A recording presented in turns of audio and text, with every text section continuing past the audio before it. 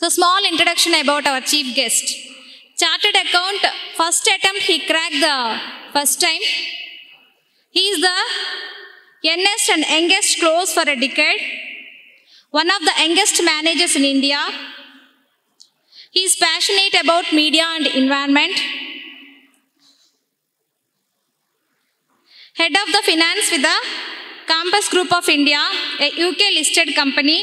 CFO of AirAsia, a Tata AirAsia JV. Youngest aviation CFO in the world.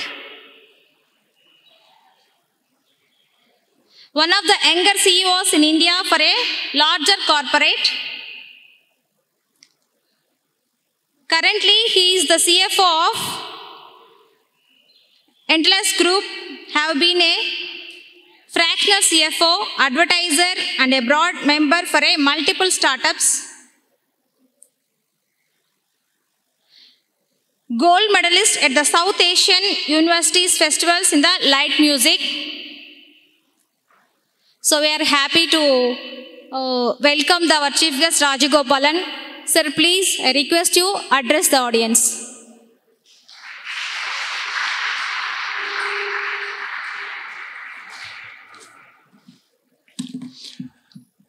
நான்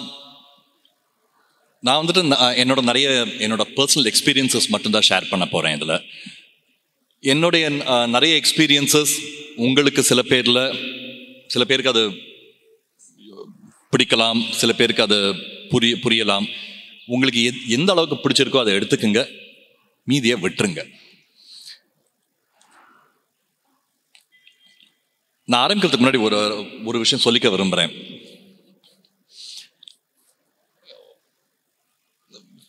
நிறைய இடத்துல சொல்லுவாங்க, இந்த கடவுளை பழிச்சா அது மகா பாவம் அப்படின்னு. ஒரு கடவுளை பழிச்சா அது ரொம்ப பெரிய பாவம்னு சொல்லுவாங்க. அந்த பாவத்திலிருந்து விமோச்சனம் கொடுக்கக்கூடியது 3 பேர்.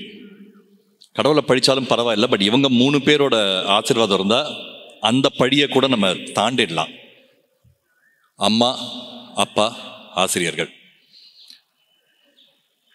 ஆனால் இவங்களை பழிச்சோம்னா அந்த கடவுள் கூட விமோச்சனம் கொடுக்க முடியாதுங்கிறது சாஸ்திரத்தில் இருக்கு. ஸோ நீங்கள் கடவுள் நிறைய பேர் கடவுள் நம்பிக்கை இல்லாமல் கூட இருக்கலாம். ஆனால் இந்த 3 பேரை மதிக்காதவங்க நான் என்னோட தனிப்பட்ட வாழ்க்கையில் முன்னுக்கு வந்து பார்த்ததே கிடையாது. கடவுள் நம்பிக்கை இல்லாதவங்க கூட நல்லா முன்னுக்கு வந்துடுவான். ஆனால் இவங்க அம்மா அப்பாவோ ஆசிரியர்களோ மதிக்காதவங்க முன்னுக்கு வந்து நான் பார்த்ததில்லை. எனக்கு வயசு இப்போ 45. எவ்வளவோ பேரை பார்த்துருக்கேன். அப்பேற்பட்ட ஆசிரியர்கள் இங்கே இருக்கும்போது முதல்ல அவங்களுக்கு ஒரு பெரிய நமஸ்காரத்தை சொல்லிட்டு நான் ஆரம்பிக்க விரும்புகிறேன். ரொம்ப சந்தோஷமா இருக்கும் எனக்கு. இன்னைக்கு அவ்வளோ சந்தோஷமா இருந்தது. நம்ம ஏஎச்எம் சார் இங்கே வரும்போது அவருக்கு நிஜமாவே நம்ம தளபதியில் சூப்பர் ஸ்டார் வெல்கம் கிடைச்சது. இங்கே அப்பேற்பட்ட ஒரு வரவேற்பு இங்கே கிடைச்சதை நினைக்கும் போது ரொம்ப சந்தோஷமா இருக்கு பார்க்கறதுக்கு. நிஜமாவே சார் ரொம்ப சந்தோஷமா இருக்கு சார். இந்த மாதிரி ஒரு ஆசிரியனா எனக்கு கூடிய சீக்கிரம் வரணுங்கிற ஒரு ஆசை இருக்கு. அப்பனா எவ்வளவு பேர் வாழ்க்கையை அவர் தொட்டிருக்கணும் உங்களுக்குள்ள. ஸோ நம்ம பேச போற முதல் விஷயம் இதுதான். நம்ம வாழ்க்கையில நிறைய விஷயம் இருக்கு. நம்ம வந்துட்டு ஒழுங்கா படிக்கணும், நிறைய நல்ல உத்தியோகத்துக்கு போகணும், நல்ல வேலைக்கு போகணும், நிறைய சம்பாதிக்கணும், அதெல்லாம் இருக்கு. அதெல்லாம் இல்லைன்னு சொல்லலை. அது வந்துட்டு நம்ம மனுஷனா பிறந்த எல்லாருக்குமே அந்த மாதிரி சில பேசிக் ஆசைகள் இருக்கு. யாருமே நான் வந்துட்டு படிக்காம போகணும் இல்லை உருப்படாம போகணும் நம்ம யாருமே நினைச்சுக்கிறது இல்லை நம்மளை பத்தி. ஸோ இதெல்லாம் வெரி பேசிக் எக்ஸ்பெக்டேஷன் சொல்லுவாங்க. பட் அதை தாண்டி இன்னைக்கு என்ன கிட்டத்தட்ட 800 கோடி பேர் இருக்காங்க உலகத்துல. அவங்க எல்லாருக்குமே இந்த ஆஸ்பிரேஷன்ஸ் உண்டு. பட் அதை தாண்டி நம்ம பேரை சொல்ற மாதிரி நம்ம என்ன பண்ணியிருக்கோம்னா, இது ஒரு நல்ல உதாரணம். 4 பேர் வாழ்க்கையை நம்ம டச் பண்ணியிருக்கோமா? நம்மளை பார்த்து ஒரு 4 பேர் பரவாயில்ல இந்த மாதிரி வரணும்னு நாளைக்கு சொல்றாங்களா? ஐ திங்க் நம்ம எடுக்கிற முயற்சிகள்லாம் அதை நோக்கி போகணும். முதல்ல நான் இப்போ ஆரம்பிக்கிறதுக்கு முன்னாடி நான் ஒரு விஷயம் உங்ககிட்ட கேட்க விரும்புகிறேன். வெக்கப்படாதீங்க, எனக்கு எனக்கு ஹெல்ப் பண்ணுங்க. உங்களுடைய நிகழ்காலம், உங்க ஃபியூச்சர்னு சொல்லும் போது, இந்த வார்த்தையை யூஸ் பண்ணும்போது உங்களுக்கு தோன்ற முதல் விஷயம், இது கரெக்ட் தப்புலாம் யோசிக்காதீங்க. நான் ஃபியூச்சர், உங்க நிகழ்காலம்னு சொல்லும்போது ஃபர்ஸ்ட் ஒன்று தோணி இருக்கும் இல்ல, அது என்ன? நான் அங்க கேர்ள் சைட்ல இருந்து ஆரம்பிக்கிறேன். யாராவது எந்திரிச்சு சொல்லுங்க. கண்ணா, நீ எந்திரிமா, சொல்லுமா. சாரி, எனக்கு அவங்க சொல்றது கேட்கணும் தான். இங்க கொஞ்சம் சைலன்ஸ் வேணும் எனக்கு. கொஞ்சம் அமைதி காத்தீங்கன்னா அவங்க சொல்றது எனக்கு கேட்கும்.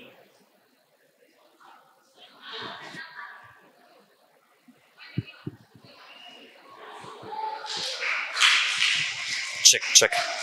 இந்த மைக் ஓபன் பண்ண முடியுமா? Check check check check.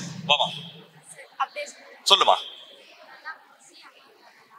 நல்லா படிச்சு அம்மா அப்பாவை நல்லா பாத்துக்கணும். ரொம்ப தேங்க்ஸ். எனக்கு தேங்க்யூமா. வேற யாரு இங்க யாரோ ஒருத்தர் எந்திரிக்கிற மாதிரி இருந்தாங்க. கண்ணா, நீ வா கண்ணா. சொல்றியா? Check check. வா, நம்ம இறங்குவோம். யாராவது ஒருத்தர்.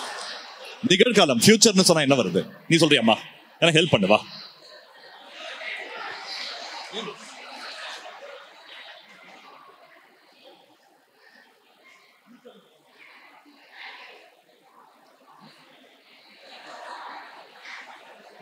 நான் ஃபியூச்சர்னு சொல்லும்போது உங்களுக்கு என்ன தோணுது?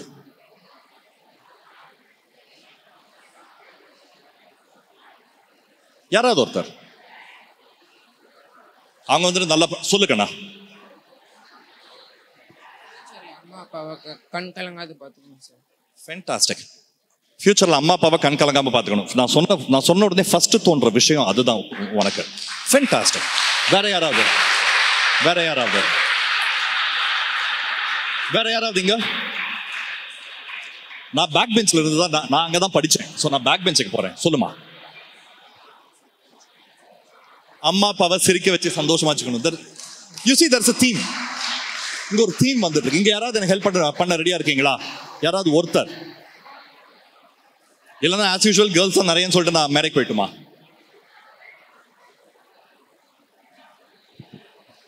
Okay, super. You know what, நான் ஆக்சுவலி இங்க இருந்தே பேசினா உங்களுக்கு பரவாயில்ல இல்லையா?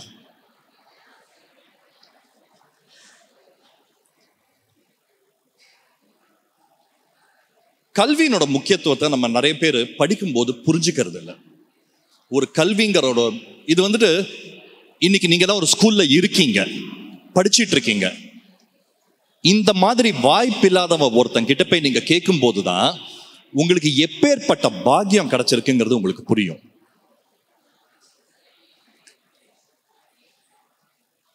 நான் படிச்சப்போ எனக்கு அந்த விஷயம், நிறைய விஷயம் புரியல. இதனோட கல்வியினோட முக்கியத்துவம். நான் இன்னைக்கு நின்று பேசுறதுனால நிறைய பேர் நினைக்கலாம் எங்களுக்கு ரொம்ப ஈஸியா நிறைய விஷயம் கிடைச்சிடுச்சுன்னு. கிடையாது. நான் ஸ்கூல்ல படிக்கும்போது நிறைய நாள் நான் ஸ்கூலுக்கு போகாம லீவ் போட்டிருக்கேன். ஏன்னா ஃபீஸ் கட்டியிருக்க மாட்டோம். நான் மயிலாப்பூர்ல ஒரு ஸ்கூல்ல படித்தேன். பெசநகர்ல இருந்தேன். பெசநகர்ல இருந்து மயிலாப்பூர் பஸ்ல போறதுக்கு 80 பைசா டிக்கெட். எனக்கு தெரிஞ்சு நான் 5ஆம் கிளாஸ் 6ஆம் கிளாஸ் படிக்கும்போது நிறைய வாட்டி அந்த பஸ் ஃபேர் இல்லாததுனால ஸ்கூலுக்கு கூட போனதில்லை. சிஏக்கு நான் படிச்சுட்டு இருந்தப்போ 8 சப்ஜெக்ட் இருக்கும் ஃபைனல்ல. ஒரு சப்ஜெக்டுக்கு காசு கொடுக்குற அளவுக்கு வீட்டில் காசு இருந்தது. ஒரு சப்ஜெக்டுக்கு டியூஷன் போக முடியும். ஸோ அந்த டியூஷனில் போயிட்டு நம்ம மற்றவங்களோட ஜாஸ்தியாக படித்து காமிச்சு ஆகணும். அதாவது எனக்கு படிப்பு வரும்னு. ஏன்னா அதை பார்த்து அந்த டீச்சர் இன்னும் 2 டீச்சர்ஸ் கிட்ட சொல்லி காசு வாங்காமல் டியூஷனுக்கு சேர்த்துக்குவாங்க. அக்கௌண்ட்ஸ் சேர்ந்தேன்னா காஸ்டிங்கில் அந்த ப்ரொஃபஸர் வந்து காஸ்டிங்கில் பேசி சேர்த்து விட்ருவாங்க. அப்புறம் காஸ்டிங் கிளாஸ் நல்லா பண்ணோன்னா அவர் டாக்ஸ் ப்ரொஃபஸர் கிட்ட பேசி சேர்த்து விட்ருவாங்க. இப்படி படித்தது. சிஏ முடித்த உடனே ஈஸியாக இருந்துச்சுன்னா கிடையாது. கிட்டத்தட்ட ஒரு வருஷம் வீட்டுக்கு வாடகை கட்ட முடியலன்னு சொல்லி நாங்கள் ஆக்சுவலி வீட்டில் இருந்து ஒரு நாள் ராத்திரி நாங்கள் ஒரு 6 பேர் கிளம்பிட்டோம், வேற வழி இல்லாமல். அங்கே கிளம்பி எங்கே போகிறதுன்னு தெரியாம யாரோ ஒருத்தர் வந்துட்டு அவர் ஆஃபீஸ் ரூமில் ஸ்டே பண்ண சொன்னாங்க. அம்மா அப்பாவோட நாங்கள் தம்பிங்கெல்லாம் ஒரு ஆஃபீஸ் ரூமில் தான் கொஞ்சம் மாதம் இருந்தோம். எனக்கு வேலை ஸ்டெபிலைஸ் ஆகிற வரைக்கும். ஏன் இது சொல்கிறேன்னா, நம்ம படிப்புங்கிறது வந்துட்டு நம்மளோட பொருளாதார சூழ்நிலையை வச்சு கிடையாது. ஏன்னா நிறைய பேர்கிட்ட நான் பேசும்போது என்ன சொல்லுவாங்கன்னா, ஆமாம் நான் படிக்கிறது நான் இந்த ஸ்கூலில் தான் படிக்கிறேன், அவங்க பாருங்க அங்கே படிக்கிறாங்க, அவங்களுக்கு வசதி இருக்குது நிறைய, அவங்க படிக்கிறாங்க. நான் சொல்கிறேன், சார்ட்டர்ட் அக்கௌண்டன்ட் ரேங்க் ஹோல்டர் நான், வசதி இல்லாமல் தான் படித்தோம்.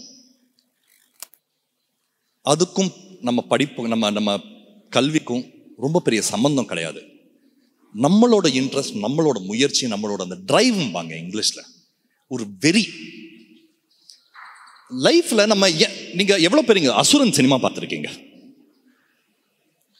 அசுரன் தனுஷோட சினிமா இங்க பார்த்துருக்கேன்னா அதுல ஒரு டைலாக் வரும், ஏய் காடு இருந்தா எடுத்துக்குவானுங்க, ரூவா இருந்தா புடிங்குவானுங்க, சிதம்பரம் படிப்பை மட்டும் எடுத்துக்கிடவே முடியாது அப்படிமா. Absolutely true. அது நமக்கு லைஃப்ல நீங்க இப்பதான் டீனேஜ்ல இருக்கீங்க. லைஃப்ல இன்னும் பார்க்க வேண்டியது நிறைய இருக்கு, இழக்க வேண்டியது நிறைய இருக்கு. நமக்கு கூட இருக்கிறவங்க இழப்பு இருக்கலாம், மனிதர்களோட இழப்பா இருக்கலாம், பொருளாதார இழப்பா இருக்கலாம். அதை நம்ம சூழ்நிலையை கட்டுப்படுத்த முடியாது. அன்னைக்கு பண வசதி இல்லைங்கிற சூழ்நிலையை எங்களால கட்டுப்படுத்த முடியல. ஆனா முயற்சிங்கிறது கண்டிப்பா நம்ம கையில தானே இருக்கு. இன்னைக்கு நமக்கு எல்லாம் ஈஸியா கிடைக்குது. இப்பேற்பட்ட ஆசிரியர்கள் இருக்காங்க உங்களை வந்து பாதுகாக்கிறதுக்கு. வெளி உலகத்துக்கு வந்து பாருங்க, உண்மை என்னன்னு புரியும். அங்க as they say இங்கிலீஷ்ல சொல்லுவாங்க, நம்ம ஒரு லோன் வுல்ஃப் அப்படின்னு, தனியா தான் போராடி ஆனோம். அதுக்கு இந்த முயற்சி இருந்தாலே மட்டுமே முடியும் நம்மளால. இந்த படிப்புங்கிறதுனோட அருமை என்னன்னா, கல்விங்கிறது இது ரெண்டு விதமா பார்க்கலாம். ஒன்று, மார்க் வாங்கிறதுக்காக படிக்கிற ஒரு விதம் இருக்கு. அதுல தப்பு கிடையாது, தவறே கிடையாது. ஏன்னா கடைசியில் நம்ம +2 என்ன மார்க் வாங்குறோங்கிறது தான் நம்ம காலேஜ் லைஃபை டிசைட் பண்ணோம். நம்ம காலேஜில் என்ன கிரேட் எடுக்குங்கிறது தான் நமக்கு வேலைக்கு போகிறதுக்கு அதுதான் நிர்ணயிக்கும். மார்க்குங்கிறது முக்கியம்தான், பாஸ் பண்ணணுங்கிறது ரொம்ப ரொம்ப முக்கியம்தான். சில பேருக்கு அது ஈஸியாக வந்துடுமா? வர்றதில்லை. ஒரு சில பேர் வந்து கணக்கு வந்து டக்குன்னு புரிஞ்சுக்குவான். ஒரு சில பேருக்கு கணக்கு சுட்டு போட்டாலும் வராது. நான் பர்சனல் எக்ஸ்பீரியன்ஸ் சொல்றேன். 10ஆம் கிளாஸ் பப்ளிக் எக்ஸாம்ல பாஸ் பண்ணிட்டேன் கணக்கு. 11ஆம் கிளாஸ் காலாண்டு சரி, ஹாஃப் இயர்லி சரி, ஆனுவல் சரி, 12th quarterly, half yearly, model exam, revision test ஒன்று கூட பாஸ் பண்ணல. கணக்கு வராது, என்ன பண்றது, வரல. 12th பப்ளிக் எக்ஸாம் ஒரு மாதிரி தட்டு மாதிரி பாஸ் பண்ணிட்டேன். ஏன் இது சொல்றேன்னா, நான் இன்னைக்கு பட்டய கணக்காளன், சார்ட்டர்ட் அக்கௌண்டன்ட். கணக்கு வராதுன்னு சொல்லி ஒரு பக்கம் நம்ம உக்காந்துடலாம், வராது அவ்வளவுதான் நான் விட்டுற போறேன்னு. அப்ப சொன்னானுங்க, உனக்கு மேத்ஸ் வராது, பெஸ்ட் நீ MBA போயிடு, நீ மறுபடியும் அமெரிக்காவே போயிடு சிவாஜி, அந்த மாதிரி பேசினாங்க. பட் அந்த முயற்சிங்கிறது நம்ம கையில இருக்குல்ல. வராதுன்னு நமக்கு வராதுன்னு ஒண்ணு இருக்க முடியுமா? அது எப்படி வராம போயிடும்? அந்த ஒரு கியூரியாசிட்டி, அந்த ஒரு drive. And this is what is, இதுதான் உங்களுக்கு நாளைக்கு it will take you heights. இந்த பாதையில நீங்க போகும்போது உங்களை பிடிச்சி இழுக்கிறதுக்குன்னே, உங்களை கீழே இழுக்கிறதுக்குன்னே 4 ஃப்ரெண்ட்ஸ் இருப்பானுங்க. இருந்தாங்க எனக்குலாம். எல்லாருக்கும் உங்களை ஏத்தி விடுறதுக்கு ஒரு 40 ஃப்ரெண்ட்ஸ் இருந்தாங்கன்னா பிடிச்சி கீழே எடுக்கிறதுக்கு. அதாவது நம்ம பேசிட்டு இருப்போம், ஒரு விஷயம் நம்ம கேட்டுட்டு இருப்போம், அதை கேட்க விடாம பக்கத்துல ஒருத்தர் வந்து நம்ம தொணன்னு பேசினே இருப்பான். அந்த மாதிரி ஒரு 4 ஃப்ரெண்ட்ஸ் இழுப்பானுங்க நம்மளை கீழே. தயவு செஞ்சு அந்த மாதிரி ஆளுங்களோட ஒரு 1 arm டிஸ்டன்ஸ் வச்சுக்கோங்க. ஏன்னா இது எப்படின்னா, அந்த கிராப்பாங்க, அந்த கிராப் என்ன பண்ணுன்னா, ஒரு கிராப் மேலே ஏறும்போது சுத்தி இருக்கிற 4 கிராப் என்ன பண்ணுன்னா அது ஏறாது, பட் ஏறுற கிராப்பை பிடிச்சி கீழே இழுக்கும். ஸோ உங்க அசோசியேஷன் பிகம்ஸ் வெரி இம்பார்ட்டன்ட். உங்களை சுற்றி இருக்கிறவங்க நீங்கள் எப்பேற்பட்ட ஃப்ரெண்ட்ஸை வச்சுக்கிறீங்கிறது ரொம்ப ரொம்ப இம்பார்ட்டன்ட். இவங்க தான் உங்களை நீங்கள் முயற்சி பண்ணும்போது தோளில் தட்டி கொடுத்து பண்ணுடான்னு சொல்லுவாங்களே தவிர்த்து காலை பிடிச்சி இழுத்து ஏன்டா பண்ணுறேன்னு கேட்க மாட்டாங்க. Very careful. ஏன்னா லைஃப்பில் நீங்கள் பார்க்க வேண்டியது இன்னும் நிறைய இருக்குது. இந்த முயற்சி எவனாவது ஒருத்தன் உன்னால் முடியாதுன்னு சொன்னான்னா அவன் பொய் சொல்கிறாங்கிற ஒரு நம்பிக்கை இருக்கணும் உங்களுக்கு. முடியாமல் என்னங்க போகும்? மேத்ஸில் வந்துட்டு 12 எக்ஸாம் ஃபெயில் ஆனவன் சிஏ பாட பாஸ் பண்ண முடியும்னா எதுவுமே முடியும். நம்ம அசோசியேஷன் பற்றி பேசும்போது, சாரி நான் ஒரு ஃப்ரீ ஃப்ளோயிங்காக தான் பேசுகிறேன், இதுன்னு ஸ்ட்ரக்சர்டாக பேச போகிறதில்ல. நம்மளை சுற்றி நம்ம நண்பர்கள் பற்றி பேசுகிறோம், நம்ம ஃப்ரெண்ட்ஸை பற்றி பேசுகிறோம்.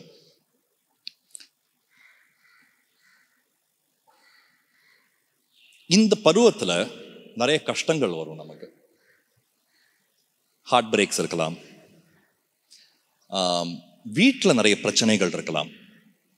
நான் ஓப்பனாக சொல்கிறேன், ஐ மீன் அம்மா அப்பா சண்டை போடலாம், சில பேருக்கு இல்லாமல் இருக்கலாம், சில பேருக்கு பொருளாதார ரீதியில் நிறைய பிரச்சனைகள் இருக்கலாம். எல்லாம் இங்கே பாருங்க, பிரச்சனையே இல்லாமல் வாழ்க்கையில் நீங்கள் வாழணும்னா நீங்கள் நிஜமாவே ஒரு ஒரு சன்னியாசி மாதிரி ஆயிடணும்.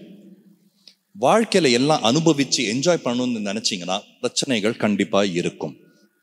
அந்த மாதிரி பிரச்சனைகள் வரும்போது இட் இஸ் வெரி ஈஸி, ரொம்ப ரொம்ப சுலபம் சில பழக்கங்களுக்கு அடிமையாகிறது. நம்ம எடுப்போம்.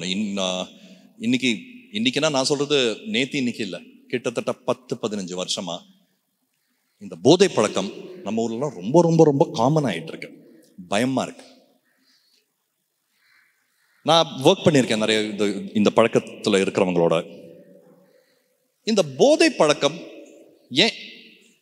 ஏன்பா ஒரு போதைக்கு அடிமையா இருக்கு, ஏதாவது ஒரு சப்ஸ்டன்ஸ் எடுத்துப்போம், ஏன்பா ஒரு போதைக்கு அடிமையா இருக்குன்னு கேட்டா 10,000 ரீசன்ஸ் இருக்கு. அண்ட் எல்லாம் லெஜிட்டிமேட் ரீசன்ஸா இருக்கும், நியாயமான ரீசன்ஸா தான் இருக்க வாய்ப்பு இருக்கு.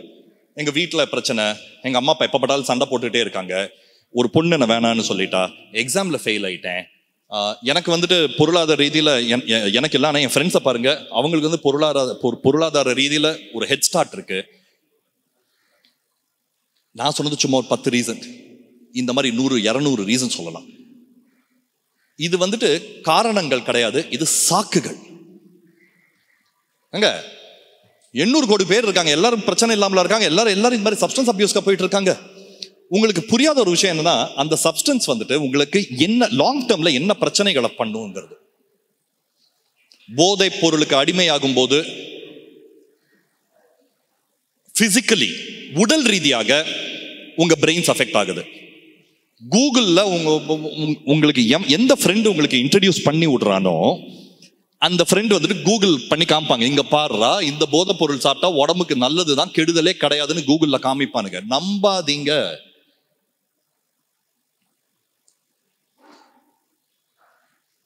கூகுள்ல சில தீவிரவாதிகளை பத்தி கூட ரொம்ப அருமையா எழுதியிருப்பானுங்க.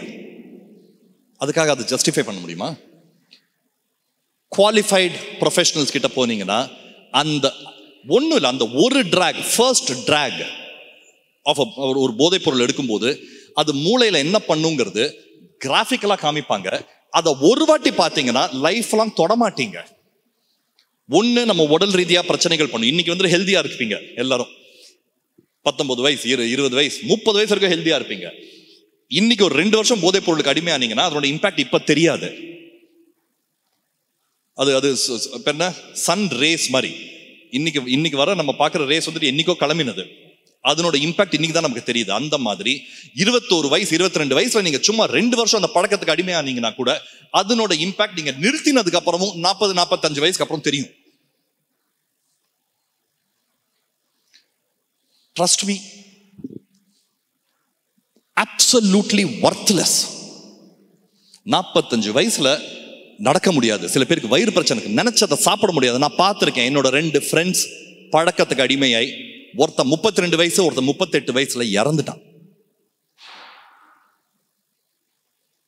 தலையா அடிச்சுக்கிட்டோம், பண்ணாதரா ஒரு நாளைக்கு சும்மா ஒண்ணு மச்சி என்ன சி எல்லாம் இவங்க இப்படிதான்டா சொல்லுவாங்க, நீ ட்ரை பண்ணு. அந்த மாதிரி ஃப்ரெண்ட்ஸ் கிட்ட இருந்து எப்படி உங்களை ஒரு நல்ல விஷயத்தை கேட்க விடாம சில ஃப்ரெண்ட்ஸ் இருக்காங்களோ அவங்களை எப்படி ஒதுக்கி வைக்கணுமோ இந்த மாதிரி ஃப்ரெண்ட்ஸை தயவு செஞ்சு ஒதுக்கி வச்சிருங்க. உங்களுக்கு நல்லதுன்னு நினைக்கல. இது உடல் ரீதியா.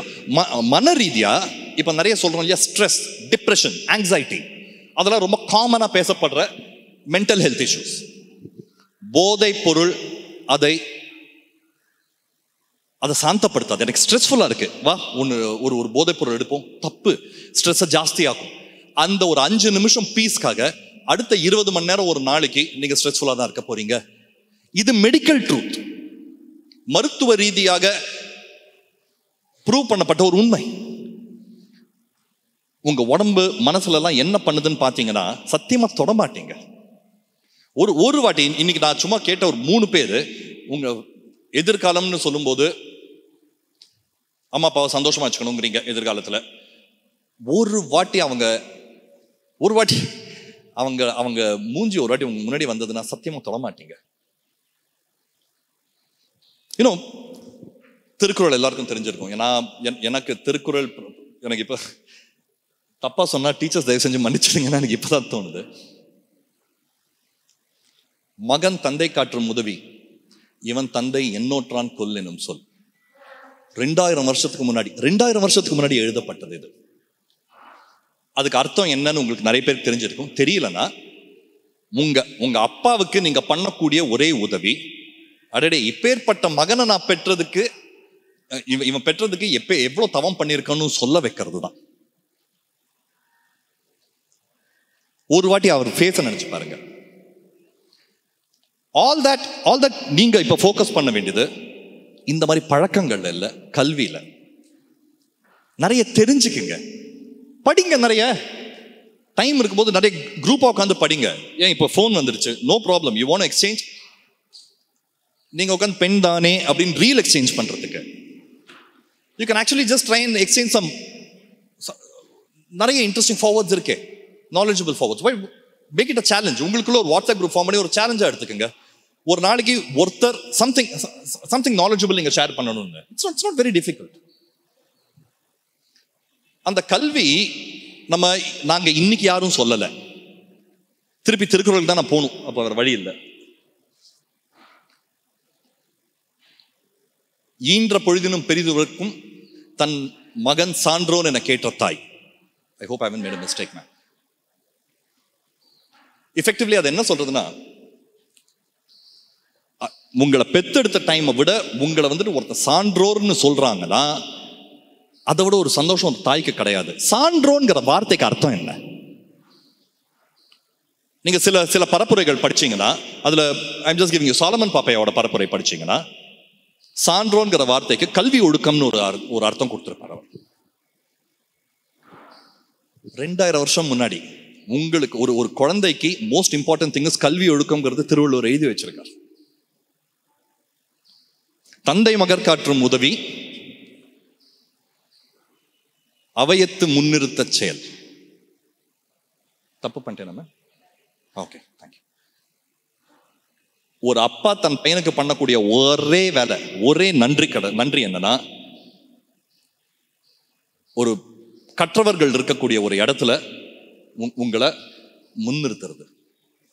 எல்லாம் பாருங்க, சுத்தி கல்விக்கு தான் வருது, கல்விக்கு தான் முக்கியத்துவம் வருது. இந்த வயசுல நம்ம பண்ணக்கூடியது 2 விஷயங்க, ஆக்சுவலி 3 விஷயம். கல்வி, நல்லொழுக்கம், அண்ட் 3வது ஹேவிங் ஃபன். இந்த வயசுக்கு உண்டான கொஞ்சம் ஜாலியாகவும் இருக்கணும். ஏன்னா இந்த பருவம் திருப்பி கிடைக்காது உங்களுக்கு. ஸோ ஃபோக்கஸ் பண்ணுங்க. மார்க் வருது வரல, நான் கடைசியாக ஒரே ஒரு விஷயம் சொல்லிக்கிறேன். மார்க் வருது வரலங்கிறது ஒரு ஸ்டேஜ் மேலே பரவாயில்லை. சில பேர் 90% வாங்குவாங்க, சில பேர் 60% வாங்குவாங்க. ஒரு யானையை மரத்தை ஏற சொன்னா ஏற முடியாது. அதனால யானையோட பலமே வேற. ஸோ உங்க பலத்துக்கு ஏற்ற மாதிரி பண்ணுங்க. பட் அதுல ஒண்ணு மட்டும் தெரிஞ்சுக்குங்க.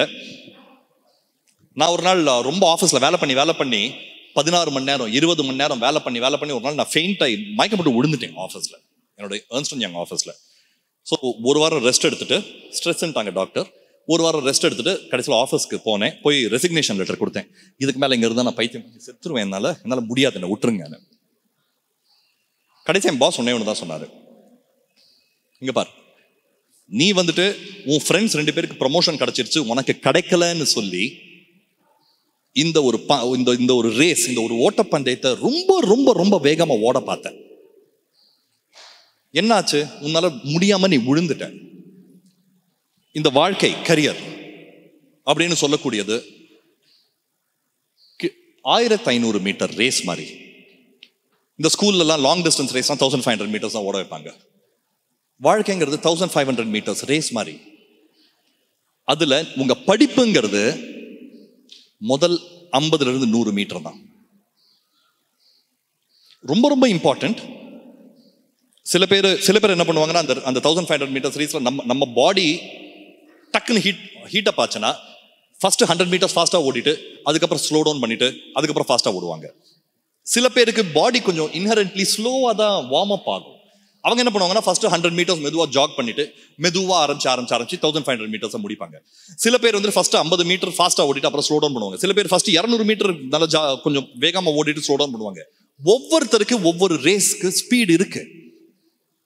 யாரு சொன்னா ஃபர்ஸ்ட் ஒரு 50 மீட்டர்லயே நீங்க தான் ஃபர்ஸ்ட் வரணும்? அந்த ஸ்ட்ரெஸ்ஸை எடுத்துக்காதீங்க. முதல்ல எவ்வளவோ பேரு ஸ்கூல்ல மிதமா படிச்சு பட் ஒழுக்கத்தோட படிச்சதுல வாழ்க்கையில முன்னேறி நான் பார்த்திருக்கேன். CA சார்ட் அக்கௌண்டன்ட், நான் ஃபர்ஸ்ட் அட்டெம்ப்ட் தாங்க, நான் ஒத்துக்கிறேன், எனக்கு ஒரு லக் இருந்தது. எவ்வளவோ பேரு 4 attempt 5 attempt 6 attempt 5 attempt fail ஆயிட்டு 6வது அட்டெம்ப்ட் தான் பாஸ் பண்ணுவாங்க. இன்னைக்கு பெரிய பெரிய நிறுவனத்துல CFO-வா இருக்காங்க. படிச்சப்ப அந்த ஒழுக்கத்தோட படிக்கணும். ரிசல்ட் ஒரு ஸ்டேஜ் மேல நம்ம கையில கிடையாது. சில பேருக்கு எக்ஸாமை பார்த்தா பயம் இருக்கும். சரி, அது ஒரு செப்பரேட் சப்ஜெக்ட், அந்த பயத்தை எப்படி ஓவர் கம் பண்றதுன்னு. பட் லைஃப் வந்துட்டு இந்த ஸ்கூல் எக்ஸாமோட முடிஞ்சிடாது. ஐயோ அவன் ஒழுங்கா பண்ணிட்டான், நான் பண்ணணுமே. ஐயோ அவன் நல்ல மார்க் வாங்கிட்டான், நான் வாங்கலையே. ஐயோ அவனை பாருங்க இப்படி நல்ல ட்ரெஸ் போட்டிருக்கான், நான் போட்டுக்கலையே. அவங்கள பாருங்க இந்த மாதிரி ஒரு வண்டியில வராங்க, நான் வரலையே. இதுக்கு இங்கிலீஷ்ல ஒரு அருமையான பேர் கொடுத்துருக்கான். அது பேர் பியர் பிரஷர். இன்னைக்கு யங்ஸ்டர்ஸ்க்கு the biggest problem is peer pressure. Comparison, constant unhealthy comparison. ஆமா, உன்னோட நல்லா வாங்கிட்டான், நீ குறைஞ்சிட்டியா? கிடையாது. 1500 மீட்டர்ஸ்ல first 50 meters they've gotten a head start. சில பேருக்கு அப்படிதான் இருக்கும். ஒரு ரேஸ் ஓடும்போது உங்க PT டீச்சர் கிட்ட கேட்டீங்கன்னா ஃபர்ஸ்ட் சொல்லுவாங்க, இந்த ஷோல்டரை தாண்டி பார்க்காதீங்கன்னு. ஏன்னா ஏரோடைனமிக்ஸ் வைஸ் ரேஸ் ஓடும்போது ஸ்பீட் குறையும். இங்க எவ்வளவு பேர் அத்லீட்டா இருப்பீங்க? நிறைய பேர் இருக்கலாம், நிறைய பேர் அத்லீட்டா இருக்கலாம். அத்லீட்ஸா இருந்தீங்கன்னா நான் சொல்றது புரியும். ஓடும்போது தலையை கீழே வச்சுட்டு தான் ஓடணும்.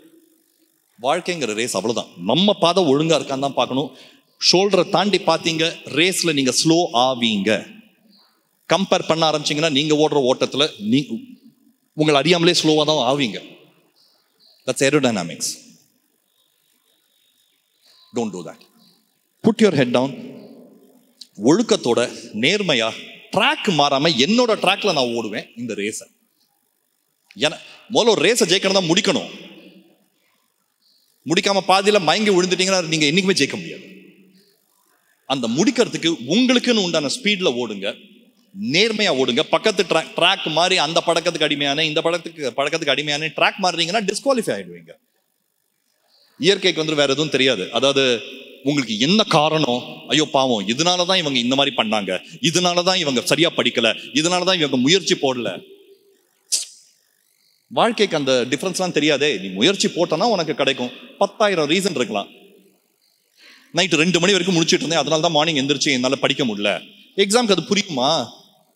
நீ படிக்கலன்னா உன்னை பாஸ் பண்ண மாட்டேன், அவ்வளவுதான். ஸோ நம்ம எக்ஸ்கியூசஸ் நம்ம ஆறுதலுக்காக சொல்லிக்கலாம். வாழ்க்கைக்கு புரியாது எக்ஸ்கியூசஸ். வாழ்க்கை அச்சீவ் பண்றதுக்கு பிறந்திருக்கும். அச்சீவ்மெண்ட்னா என்ன? நம்மளை பார்த்து ஒரு 4 பேர் நல்லொழுக்கத்தை கத்துக்கிட்டு 4 பேர் வாழ்க்கையில ஒரு நம்ம 60 வயசு வரைக்கும் இருந்தோம்னா 4 பேர் இவனையோ இவளையோ மாதிரி இருக்கணும்னு 4 பேரை நீங்க அது மாதிரி இன்ஸ்பயர் பண்ணிட்டீங்கன்னா you have lived a complete life. நீங்க ஒரு பூர்ணமான வாழ்க்கையை வாழ்ந்திருக்கீங்க. that should be the உங்க achievement at the end of the 50th year 60th year. இதை வச்சு தான் மெஷர் பண்ணணும். 25 வயசுல அவனுக்கு நல்ல வேலை கிடைச்சிருக்கு, எனக்கு கிடைக்கல. இவங்க வாழ்க்கையில முன்னேறிட்டு இருக்காங்க, என்னால ஆக முடியலையே. கம்பேர் பண்ணிக்காதீங்க. நிறைய இருக்கு பார்க்க வேண்டியதுக்கு லைஃப்ல. படிங்க, என்ஜாய் பண்ணுங்க. போதை பழக்கத்துக்கு எக்காரணத்தை கொண்டும் அடிமையாகாதீங்க. ஒன்ஸ் உள்ள போயாச்சுன்னா சக்கரவியூகம், அபிமன்யு சக்கரவியூகத்துக்குள்ள போன மாதிரி திருப்பி வெளில வர முடியாது உங்களால. தயவு செஞ்சு பண்ணாதீங்க. உங்களை கீழே பிடிச்சி இழுக்கிற ஃப்ரெண்ட்ஸ், உங்களுக்கு ஊக்கம் கொடுக்காத ஃப்ரெண்ட்ஸ், சத்தியமா சொல்றேன், ஃப்ரெண்ட்ஸ் கிடையாது. Be careful. You need to have a great circle of friends. நல்ல ஃப்ரெண்ட்ஸ் இருக்கணும், பட் நல்ல ஃப்ரெண்ட்ஸா தான் இருக்கணும் அவங்க. ஏதாவது கேள்வி கேட்டிருக்கா?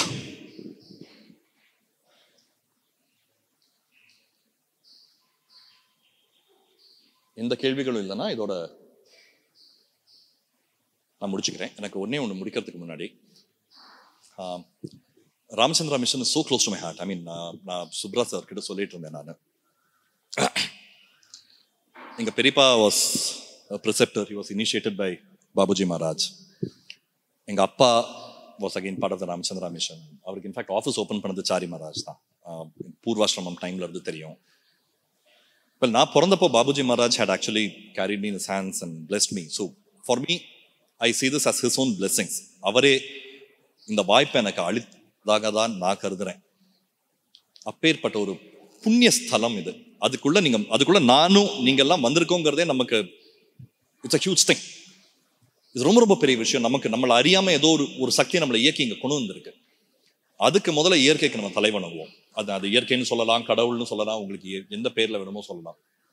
அதுக்கு முதல்ல தலைவணங்குறேன். அண்ட் ஒன்ஸ் அகேன் ராமச்சந்திரா மிஷனுக்கும் I bow to you and express my gratitude for having me here. Subra, I think you've been instrumental in it. My humble gratitude to you. Thank you, guys.